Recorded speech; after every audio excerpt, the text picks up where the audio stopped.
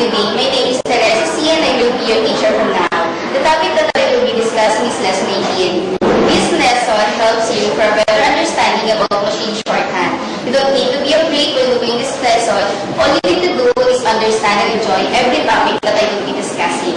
Also, this lesson helps you to familiarize how to stride and know the different letters represented by new keys.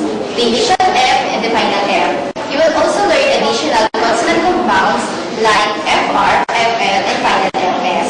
Have an additional information about abbreviations, and the last is to know what letter represented the sound vowel out.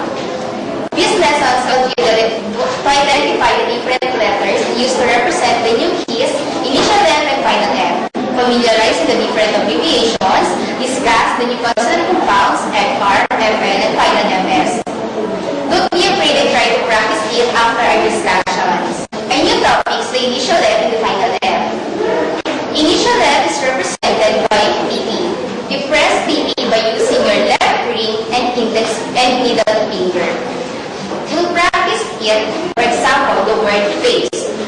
Face. The sound pattern for face is F-A-S. Let's try to press it. Remember, the word F is represented by letters B and P.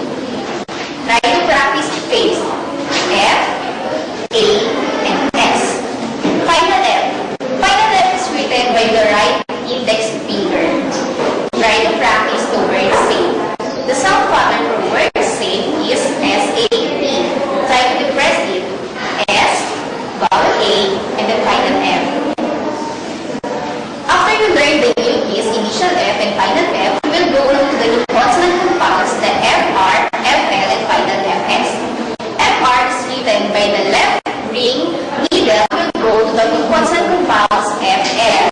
FL is written by the left ring, middle, index finger. Try to practice the word flat. And the last consonant compound is the final FS. The final FS is written by the right ring and small fingers. Try the abbreviation. Our topic for abbreviation is the abbreviation IT, form, of, from, form, file, after, inform, information, Friday, and February. Let's go now to the first abbreviation, the IT, form, and of. It's also represented by letter F. Try to depress F, F. The next abbreviation is form and from. It's represented by letter F and R. Try to depress it, F, R. The next abbreviation is file. The word file is abbreviated by letter F and I. Final F and vowel I. Try to depress it, F, I. The next abbreviation is after. After is abbreviated by letter A, F, and T. Try to practice it. Vowel A, final F, and the final T.